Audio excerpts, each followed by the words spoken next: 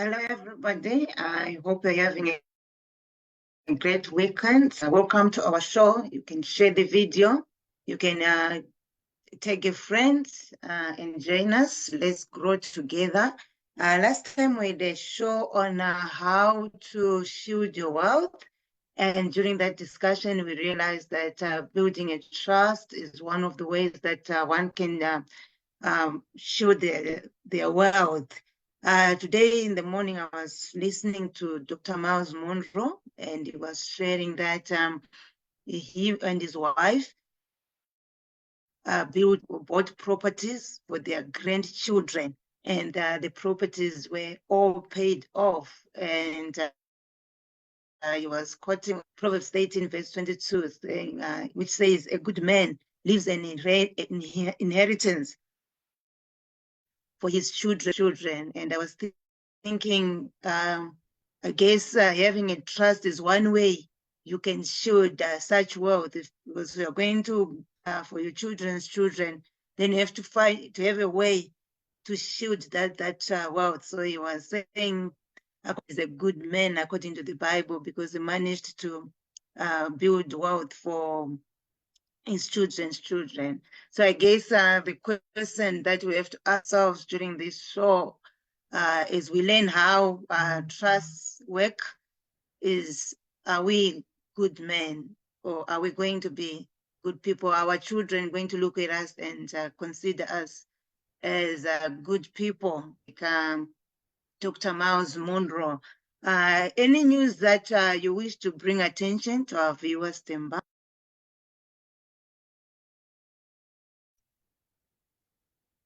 Tafadzwa, I like your example about Dr. Miles Monroe. I think it's quite a relevant example. I will talk about that example, later on as we talk about the subject today. Any news for our listeners today? I think there are four themes that I would want to explore, Tafadzwa. Theme number one is on job losses. Theme number two is on alternative investments. And then theme number four is on financial scams. But I will bring in something on careers as well. So let's start talking about job losses. I came across a report yesterday talking about how Mercedes-Benz in South Africa is planning to retrench 700 people.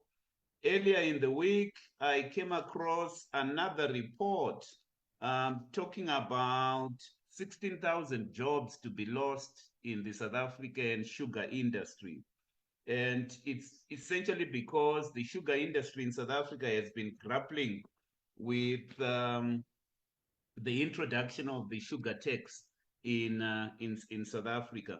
And some of the two major sugar mills in South Africa are actually experiencing quite a lot of financial trouble. And I think they have filed for business rescue. I also came across an article about MultiChoice. I thought MultiChoice was doing very well, but it's losing subscribers. And I don't know if they're going to retrench, but the sense that I'm getting, especially after the elections in South Africa, is that people may lose their jobs. And the reason why people will lose their jobs and some companies may retrench, it's essentially because of the impact of the high interest rates that we are seeing. But it's also because of certain shifts that we are seeing. For example, a number of DSTV subscribers are actually migrating to streaming platforms such as Netflix, and that's impacting the performance of companies such as MultiChoice. We've also seen an oversupply of cars in South Africa, and your average consumer cannot afford new cars in South Africa. And that's why some of these car manufacturing companies are actually struggling. So, what is my main message here? As somebody who wants to grow their wealth, as somebody who wants to always prepare for the future, I always advise all of us to have number one, a side hustle. I also advise everyone to just continue to get more skills so that should any of these things happen to you if you are employed, because there is no guarantee that you will be employed forever. I think you need to prepare for the worst, because, and I hope some of these people that are going to be impacted as far as the job losses are concerned have actually prepared for their future. Always good to operate with an emergency account. We always advise every one of us to keep at least 3 months worth of your salary in an emergency account. Um, Still talking about job losses, Tafadzwa, because that's a theme that I would want to explore. I also came across a report which actually shocked me. Media 24 is a media company in South Africa. It publishes a number of newspapers. You may know some of these newspapers, Tafadzwa, the City Press, the Bild, and the Daily Sun, which is meant for your black readers. They actually announced this week that they will be discontinuing their print publications. In other words, they won't be printing newspapers anymore. They are only going to be publishing the online newspapers because that's where they make their money. So we're definitely seeing shifts happening. Paper is dying. We've always been talking about paper dying. And obviously, if they discontinue this print publication, people are going to lose their jobs. There is no doubt about it. In fact, this was an announcement that was suddenly made by the CEO of Media 24. And when he made this announcement in this week, he hadn't even communicated that message to some of the editors of these newspapers. So you can actually imagine them reading about these plans in the newspapers and it hadn't been communicated to them. But the truth of the matter is that Media 24 was no longer making money from newspapers and they have decided to discontinue. So the key message that we're trying to communicate there is that don't be found on the wrong side of the trend, because there are certain trends that we've been talking about which are beginning to manifest. For example, paper is dying. Everything is going online these days. And so work for companies that are on the right side of the trend. But as an employee, continue getting the relevant skills so that even if your company were to fold up, you can move on and get a job because you've been upskilling yourself, reskilling yourself. So never rely on the degree certificate that you got a number of years ago or the skills that you got a number of years ago. I think you need to continually upskill yourself, reskill yourself to prepare for the volatile, uncertain, complex, and ambiguous environment that we operate in. Some people call it the VUCA world. So that's my comment on job losses. Let's talk about alternative investments. We had a show some months ago, Tafadzwa, on alternative investments, and we were encouraging our followers to invest in alternative investments. I came across a report in this week which was basically saying that First National Bank, which is one of the banks in South Africa, he has seen a strong demand from clients buying Krugerrands on its trading platforms as consumers embrace alternative asset classes to diversify their investment portfolio. So in case you were wondering, Tafadzwa, and in case some of our followers were wondering, what are some of the types of alternative investments in addition to those that we spoke about? Krugerrands, or Kruger coins, Krugerrands, some of the examples of those alternative investments. So FNB was reporting that over the past year, it's delivered more than 2,200 Krugerrands on its trading platform. And it's currently holding more than $1 billion worth of coins in its portfolio on behalf of the clients. Obviously, because of the uncertainty that has characterized the South African environment, and I guess has also characterized the whole globe, people were diversifying their investment portfolio into gold to hedge against unfavorable market conditions. So one of the investments that we may want to consider. What is my message there? My message is have a diversified investment portfolio.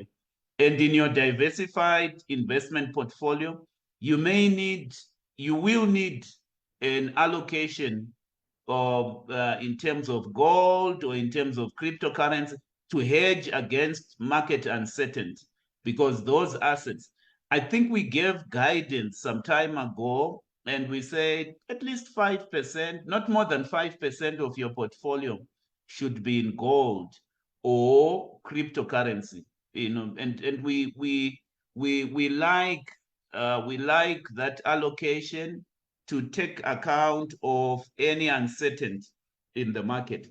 Let's talk about financial scams, cybercrime. I came across a report, and this report was talking about phishing scams involving e-filing taxpayers. So it seems that some of these cyber criminals have actually gone to compromise e-filing profile accounts of some taxpayers in South Africa. In other words, to put it simply, some people have had their e-filing accounts hacked by these cyber criminals. And we've also seen these cyber criminals hijacking companies registered. So one of the departments that has been compromised in South Africa is the CIPC. So the CIPC is the government agency that is responsible for registering companies. So we have seen some of these cyber criminals go hacking into the CIPC systems and changing details of who owns the company and who the directors of the company are. Why am I talking about hacking of e-filing profiles, hacking of CIPC accounts?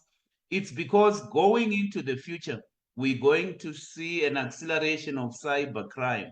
So crime is going to move from the crime that we know, which is, let's just call it blue collar crime, into white collar crime.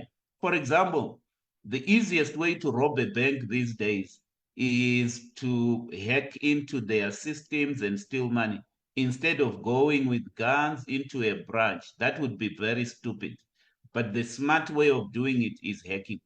But as somebody who wants to protect their wealth, just make sure that you do the common sense things as far as transacting on e-platforms is concerned. Have passwords that you regularly update, have complex passwords that are not very difficult to hack into. I've also had people experiencing these hacking instances even into their own social media platforms. So we have to be on guard for some of these crimes. So those are the themes that I wanted to talk about. Let me just mention something that I find to be a phenomenon.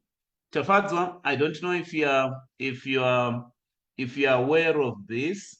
There is a musician called Taylor Swift. Maybe young people would know who Taylor Swift is. I don't follow such music, but on our shows, we've spoken about Taylor Swift and how she has become a billionaire. She is currently having a number of shows in the UK as we speak. But one of the things that I found very, very interesting is two newspaper reports that I came across with regard to those shows that she's having in the UK.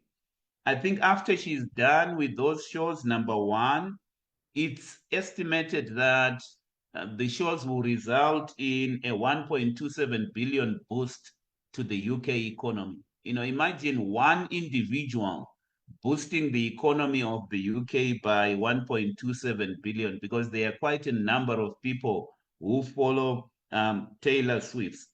That's the first thing. But secondly, remember, we've been talking about interest rate cuts because interest rates are very, very high. They've been rising in the past few months, in the past year. Central bank authorities have been raising interest rates. What I found interesting in this report was that because of the increased demand of Taylor Swift's shows, the Bank of England could potentially delay some of the interest rate cuts. I just found it interesting, and I'll give you my commentary later on that. The other thing that I found very, very interesting is that when Taylor Swift was performing in Scotland, particularly, there was actually a tremor that was experienced. So not only is she causing tremors financially, but she's also causing tremors physically as well. And that's very, that's a true story. There were earthquake readings that were actually noted in Scotland. And what I have found interesting as well is that people have invented words such as Swiftnomics. Swiftnomics is basically how Taylor Swift is impacting the economy, and how the impact of interest rates. When we study all of those, all that particular study is Swiftnomics, or Swiftflation, which is basically the impact of Taylor Swift on inflation. I did tell you, I think it was last year when we covered Taylor Swift, I think I did mention that some of the financial publications actually have got analysts that are dedicated to covering this particular individual that I'm talking about.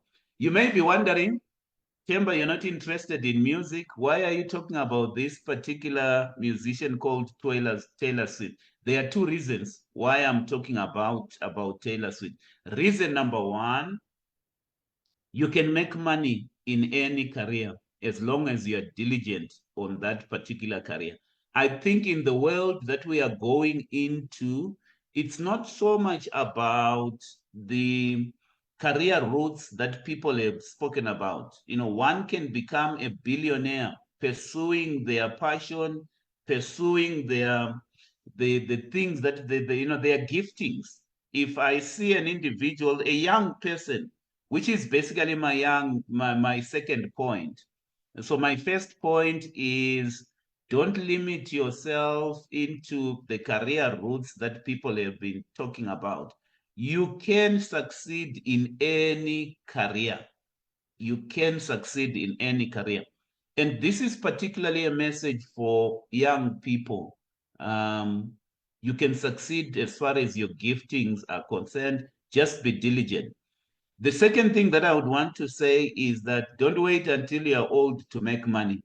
I think the interesting thing about the world that we are living in is that you can actually become a billionaire even at a young age. It's possible. I guess there is a third point here. We always ask ourselves, can one person make a difference?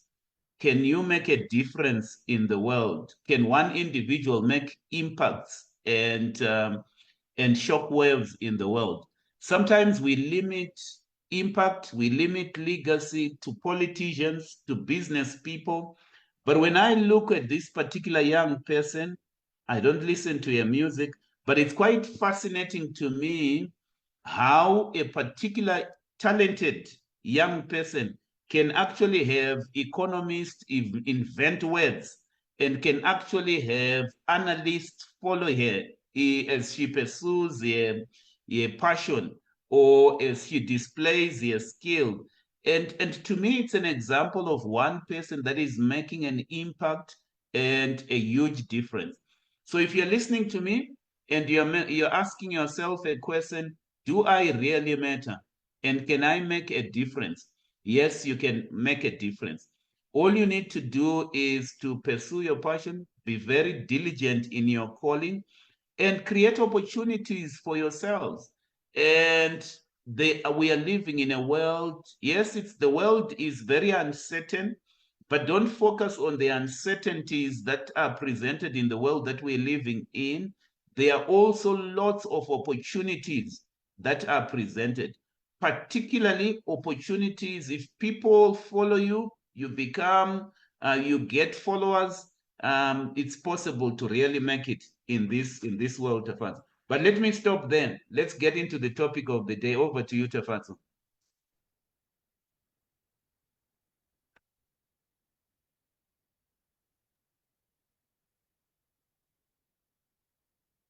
Thank you very much for that insight. You just stopped when I was about to Google Taylor Swift. I think I'll check I it guess you after. didn't know that there is an individual called Taylor Swift. I'm old school. Old school? But I'm actually going to start. I'm going to study. No, you don't have to study. Like You don't have to study or follow him. Leave it for people like us to follow him.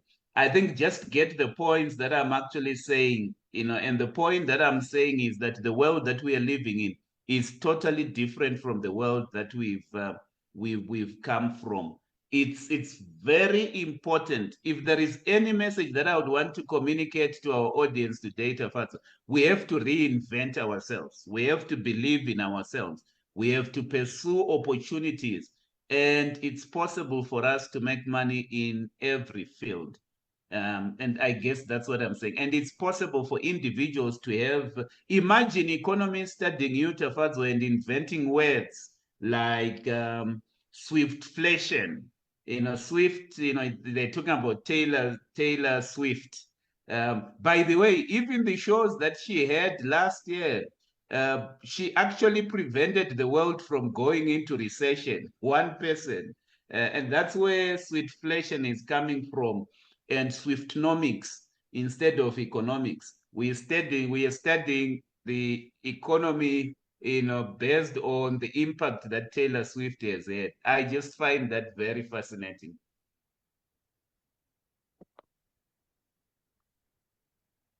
Yeah, that's real influence. Our topic for today is trust. How do they work? And why are we talking about trust today? We're talking about trust today for 3 reasons. Reason number 1, it's an extension of our topic on asset protections.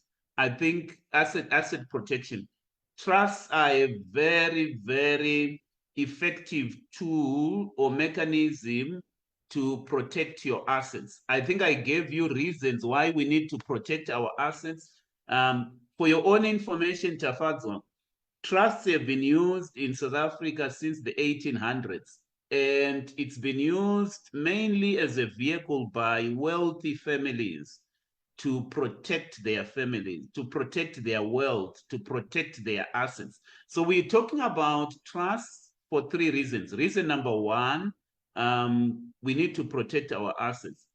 Reason number 2, we need to consider trusts for the purposes of estate planning, because you and I, Tafadzwa, because we're mortals, we are going to die one day. So one of the reasons why people form trusts is to minimize estate duties. For example, did you know, Tafadzwa, that yes, you pay taxes whilst you are alive now, but when you die, you are going also to pay taxes when you die. So if you're able to transfer your assets in a trust, sometimes as part of estate planning, that minimizes the taxes that you would potentially pay.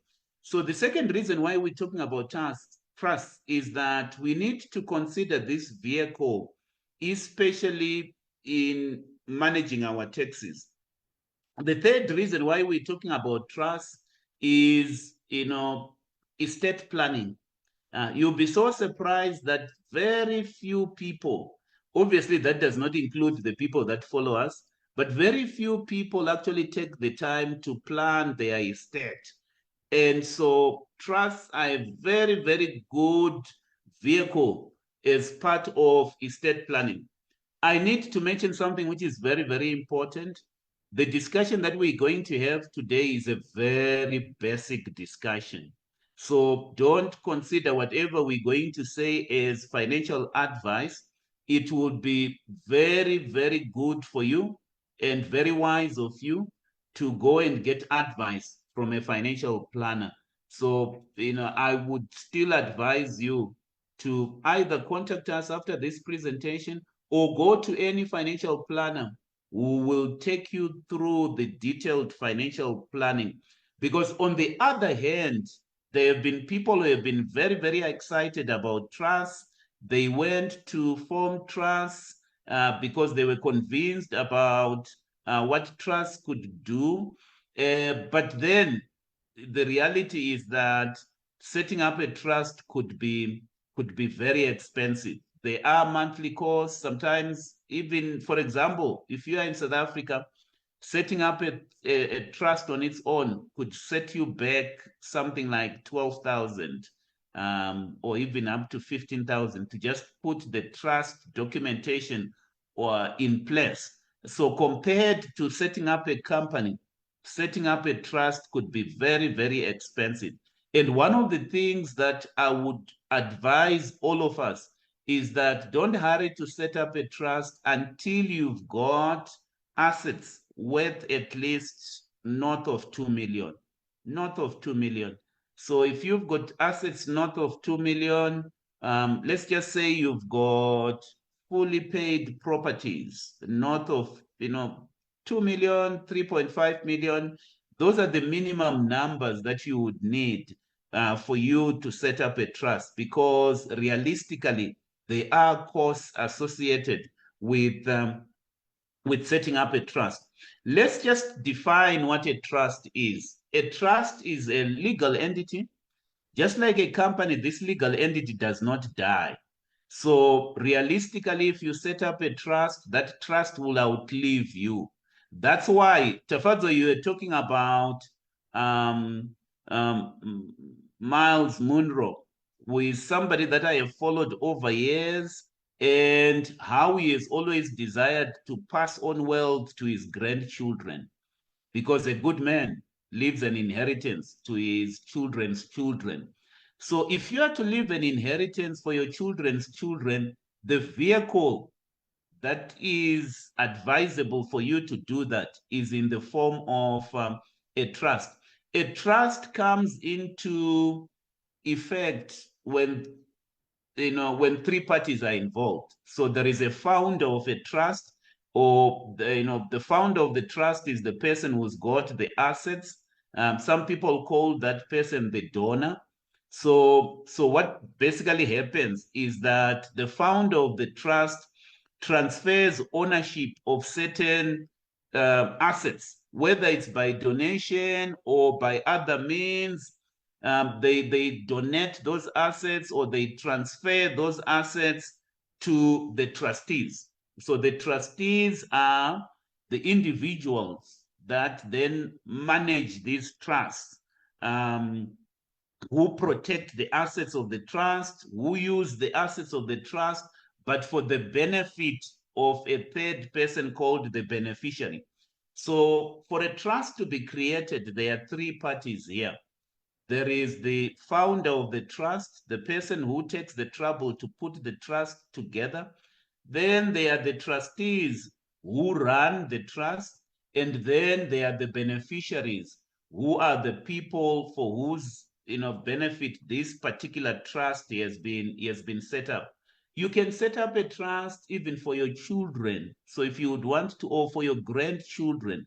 I know of people who have even set up trusts for their parents. I was dealing with a situation of somebody who's got a mother, and that mother is approaching or has already approached retirement. She's retired, but she's disabled. So, and she can't manage her own affairs. So this particular person was actually thinking of setting up a trust for the mother, transferring assets so that trustees can manage the assets of the mother. So trusts can be set up for that purpose. as well. There are different types of trusts that we can talk about. And I will not go into detail in terms of all the detail of the all the types of trusts that you can have. But let me just talk about two basic, or maybe let me expand that to four basic types of trusts. Um, the common trust that you will hear people talking about is an inter vivos trust. This is a trust that is created during the lifetime of the founder. Let's just call it a living trust. Some people are under the impression that you have to die for you to create a trust. No, you can actually create, an inter vivos, trust.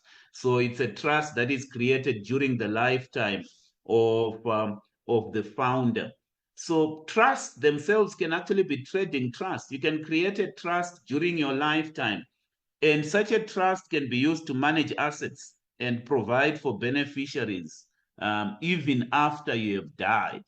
And so you would want to consider that, before you die. The second type of trust, let's just call it testamentary trust. This is a trust that comes into existence as a result of a will that has been left by somebody who has died. So it only comes into effect after somebody has died. And normally, this trust is used to provide for children, say, who are under 18. We have not reached an age where they can manage their own affairs, or other dependents as well. So that's a testamentary trust. We can also talk about discretionary trust, where the trustees have discretion over how the assets are distributed um, to the beneficiary. And those kind of trusts are used to protect assets from creditors. So remember, especially for people like us who are entrepreneurs, and anything can happen if you're an entrepreneur, you would want to protect your assets from creditors. And discretionary trusts can be used for that purpose. Some people talk about vesting trusts, which are trusts where the beneficiaries have a vested interest in the assets of the trust as well. And we can go on and go on and talk about different type of trust. But the long and short of it is that, number one, there are three parties to a trust. Number two, the trust is different from a company. The limitation of a company is that in certain instances, even if you are a founder of a company, if the company is liquidated, you can end up obviously losing your assets to the extent to which you have invested in the particular assets. But the ultimate mechanism for protecting your assets from creditors is through this vehicle of a trust. I think let me stop there, as far as the introduction is concerned, and hand over to you, Tafadzwa.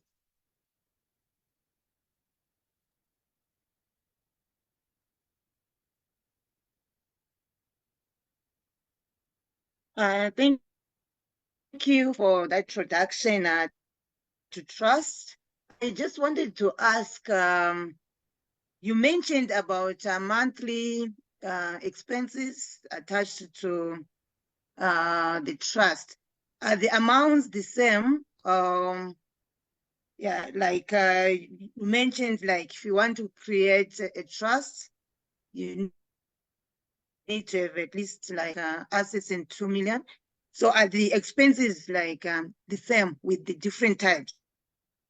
So the expenses Like, are not, yeah. The expenses are not necessarily the same. I see where you going. Are you asking whether it's a fixed amount? Um, my advice as far as forming trust is concerned is that you've got an advisor. You get somebody to advise you. So what normally happens is that people get advisors to help them, or you do it via an agent. And normally those agents could be lawyers, and those lawyers will charge an administration fee, and that fee could be fixed. In fact, when you are forming a trust, don't just go and do it on your own. Get advice. And obviously, advice comes at a cost. So part of the administration cost that we are talking about is the cost that is paid probably to those advisors as well as part of the administration of the trust. I wouldn't advise you to just do it on your own. Just get an agent, and that is the advisable. So here we're talking about banks. I know of a number of banks that facilitate the registration of trusts, and that also um, um, can actually manage some of these trusts. So still on, should I appoint an agent to manage my trust? My advice is yes, you should, because the setting up and the administering of a trust, requires intrinsic knowledge of tax and succession laws. So by appointing an agent such as a bank to manage your trust, you can actually rest assured that the right trust has been selected and that you've got the documents that are available. So if your question, Tafadzwa, is the monthly, what is that monthly fee? And is it fixed? It depends on who is managing your trust. But my advice is have an agent. But the other thing as well is, unlike companies, trusts have to be audited. Trusts are registered, if you are in South Africa, with the Master of the High Court. And it is a requirement in terms of the Trust Property Control Act for trusts to be audited. And so what you will see is that when it comes to the auditing of the trust, you would have to involve auditors, registered auditors, because only a registered auditor can actually audit that trust. And because the trust would need to be audited, you would need obviously to have an accountant who is maintaining the records. And that's where part of that administration cost is coming from. You can do your own accounting, no problem, if you are trained as an accountant, or if the trust is not complex, but you would need to incur audit costs for the production of the annual financial statements of the trust. But also, you would need also to pay taxes. So generally, obviously, it depends on the type of the trust. It also depends on where the income is vesting. But generally, a trust is taxed at a flat rate of 40%. And so because trusts are taxed, you would need to maintain those records probably much more strictly than you would do if you're an ordinary small to medium enterprise. And so one needs to obtain that tax advice as well when you are setting up a trust. In some cases, if you dispose assets, you transfer assets, taxes are paid as well. The capital gains taxes may be paid as well. So one would need advice, there. And as you are being advised, you will incur costs. That's why it's actually viable to put this structure of a trust when you've got significant assets, because then the asset base justifies the costs that are likely to be incurred in running the trust. I hope I have answered your question, Tafadzwa.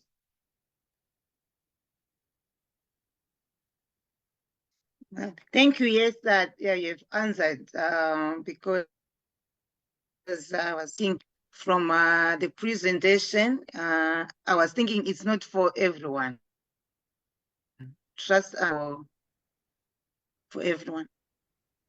So a trust for everyone, I think they are for everyone, Tafadzwa, in the sense that a good man leaves an inheritance to their children. You are the one who quoted that biblical verse, isn't it? So let me ask you the question, is that verse for everyone? It's for all good people. So if you are claiming that verse and you are saying it's applicable to you, all we are basically doing there is that inheritance that you are leaving to your children, I hope, the inheritance is not in the form of clothes. The inheritance is actually real assets that generate wealth, such as properties. And so your question that you are asking is, are trusts for everyone? They are for everyone in the sense that if you are aiming to be a good person who leaves an inheritance to their children's children, then the practical vehicle that you can do that through is a trust. I also maintain that it's for everyone. Obviously, I know what you are saying, Tafadzwa. You're basically saying not everyone has got that net worth of 2 million or 3 million, which is the minimum number, or which is the minimum amount of assets that I'm talking about here. So yes, I get your point, and you are right. But obviously, with the shows that we are having, Tafadzwa, with the knowledge that we're spreading, hopefully, if you action all of this over your lifetime, you are going to accumulate assets up to that much. And you need to be aware of these vehicles that we are talking about.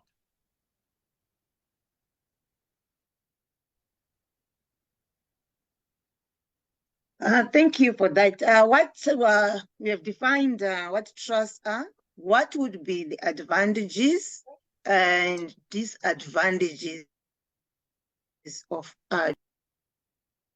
All right, good. I think it's a good question that you're asking. Whenever you forming a trust, the advantages of forming a trust must outweigh the disadvantage. I think that's a point that I would want to highlight. In certain instances, particularly if you don't have a significant asset base, you will end up having a situation where the disadvantages outweigh the advantages. So setting up a trust does not, has some disadvantages. We've highlighted one of the disadvantages, or we've highlighted two disadvantages so far. The costs involved in setting up a trust, the complexity involved in setting up a trust, which is why we're saying get advice, because it can be very, very complex. You would need to come up with a trust deed, which is this detailed detailed document in terms of which the trust is being managed. But let's just try to pinpoint the advantages. Advantage number one is that your assets are protected, which is where we started with this discussion. So trusts offer asset protection. In other words, what we're saying is that when assets are placed or they have been donated to this trust, they are protected from potential creditors, from any lawsuits that you're going to come across, or any legal claims that may be there. So that is particularly important for high net worth individuals, who want to protect their wealth from potential litigation. I can't tell you how many people I've come across who have made mistakes as high net worth individuals. And because they have made mistakes, those mistakes could be they have not paid their taxes, they have committed um, fraud, or they have done certain things. You can have one legal claim that is going to wipe out all your assets. But if you have donated those assets to a trust, the legal claims will not extend to what you have put in a trust. So going back to your question, Tafadzwa, if you are a high net worth individual, then the trust is something that you should really consider, because anything can happen. if creditors may come after your assets, or somebody may sue you for your assets, for things that you have done. We don't live in a litigious environment, so we might not understand these lawsuits. But imagine if you are living in America, where everyone is suing every other person for sometimes stupid things.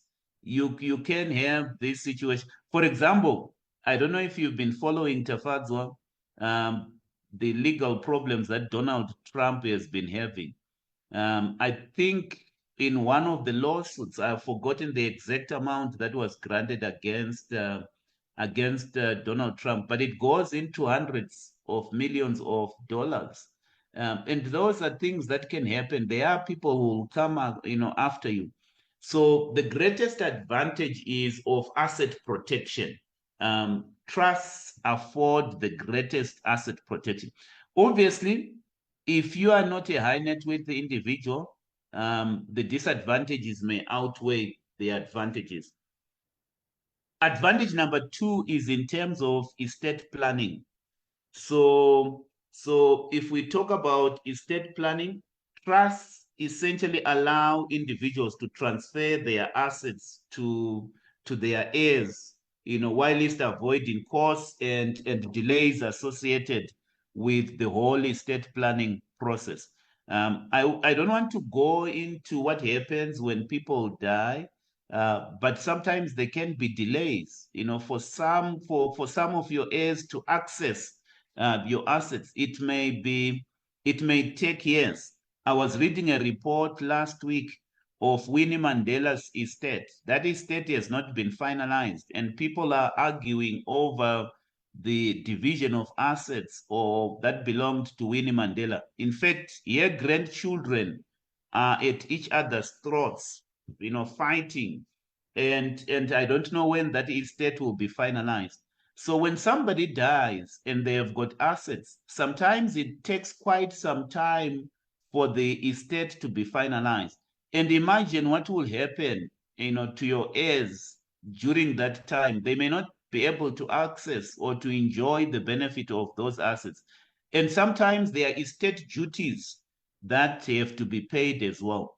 So in that estate planning consideration, one of the reasons why people then set up trusts is to minimize estate duties, because the principle here is that trusts don't die. And once you have transferred assets to a trust, there are no estate duties that will be payable there.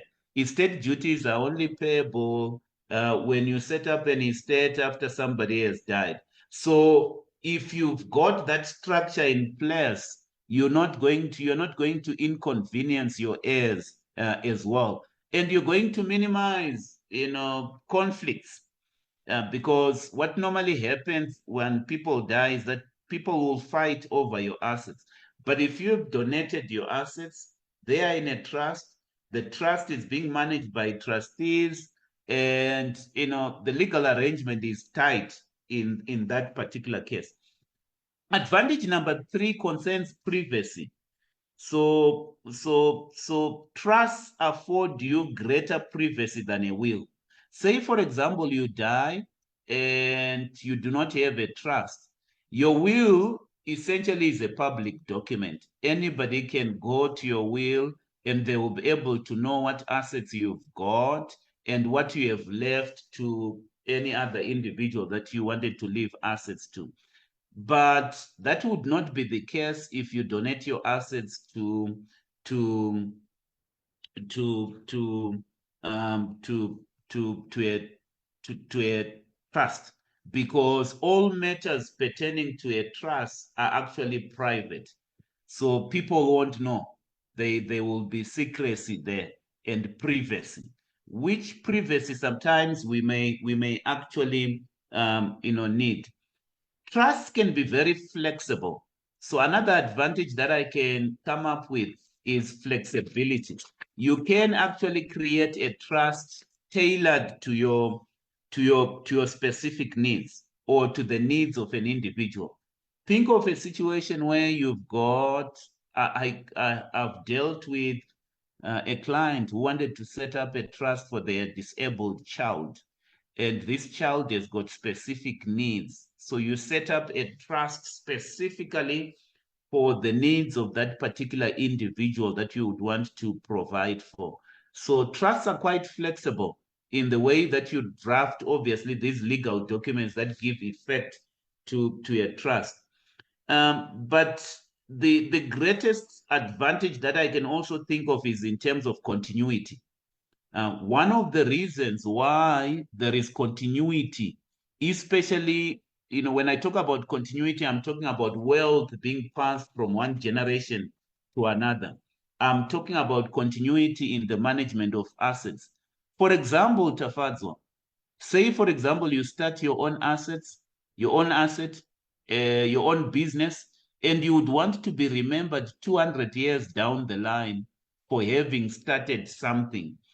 If you start a company and you don't start a trust, you can actually have a situation where whoever takes control of that asset after you have died, they may actually squander everything and destroy your own legacy and destroy, the assets. But you can actually set up a trust, and in that trust, in your trust deed, you actually, specify how this particular asset must be managed, so that the trustees will manage those assets in terms of your wishes. You are likely going to have a situation where there is continuity in the management of that asset. That's why wealthy families use this particular vehicle of a trust. It's because they want to ensure continuity. They want to make sure that those that come after them manage this particular asset in a particular way that has been specified. So that's another advantage that I can think of. Let's now move on to the disadvantages. So the one disadvantage that we've spoken about is the cost. Trusts can be particularly expensive, especially if you seek professional advice, which you must anyway. Those management fees can be very high, but it's worth it at the end of the day. Trust can be very complex. So the complexity, the legal complexity, sometimes confuses people. The third disadvantage is the loss of control, because essentially what is happening in a trust is that you are the founder, you actually lose ownership of this asset. So once you have donated it to a trust, that asset does not belong to you. You can't list that asset as part of your listing of asset, because you have really relinquished control over the asset that you have put in a trust. So you would hope then that the trustees who are managing these assets, will actually act in the best interest of the beneficiary for whom you have set up this trust. But there is loss of control. I must just point out something, which some people find interesting. You can actually set up a trust and be a trustee yourself. You can't be the only trustee. There have to be other trustees. So once you relinquish the control of that asset, you can actually be one of the trustees. And in fact, you can also be a beneficiary of the asset that you have donated as well. So those are some of the the complexities that you would need advice for. And then there could be tax implications as well. Sometimes I've given a tax rate of 40%. That is higher than what individuals can be taxed for certain income accruing from some of these assets. So one would need advice, as well, and make sure that the trust is set up correctly. The reason why we're emphasizing advice is because it's a very complex area that impacts on a number of areas. So it's not something that you can navigate on your own. The other disadvantage is to do with public perceptions. In recent years, trusts have had this bad reputation as vehicles that are set up because people are trying to hide something. So look, there are people out there who use trust for legitimate purposes. So what we are talking about here is using trust for legitimate purposes. So those are the advantages and disadvantages, Tafadzwa.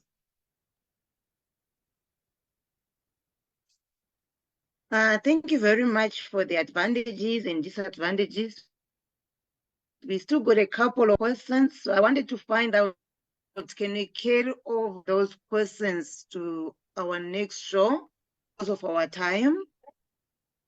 Yeah, we can. I see that we've got 4 minutes to go, so we should actually be rounding up. We can actually dedicate next show to just dealing with questions. Okay. So next week we'll talk about the registration and the tax treatment and other issues. Yes,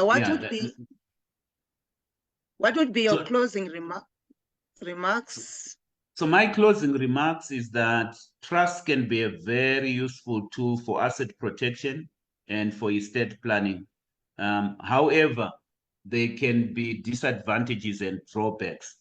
So before you set up a trust, you should carefully consider the advantages and the disadvantages. That's number one. Number two, you must seek professional help. But also number three, you must ensure that the trust is structured in a way that meets specific needs. So remember what I said, trusts are very flexible. They can be set up to meet certain, specific needs. So those would be my closing remarks. Just weigh advantages and disadvantages. Get professional advice from lawyers, from tax specialists, then you are likely to do it properly. But just make sure that you get the assets first. So if you don't have assets, embark on a journey to build your asset portfolio. Once you've got a certain amount of assets, then consider this particular vehicle. I think for now, let's leave it at there, Tafadzwa. Thank you very much for those insights. I was actually encouraged because at some point I actually thought, oh, okay, I don't think these trusts are for me. But I'm encouraged. Thank you for the Let's put it this information. way, Tafadzwa.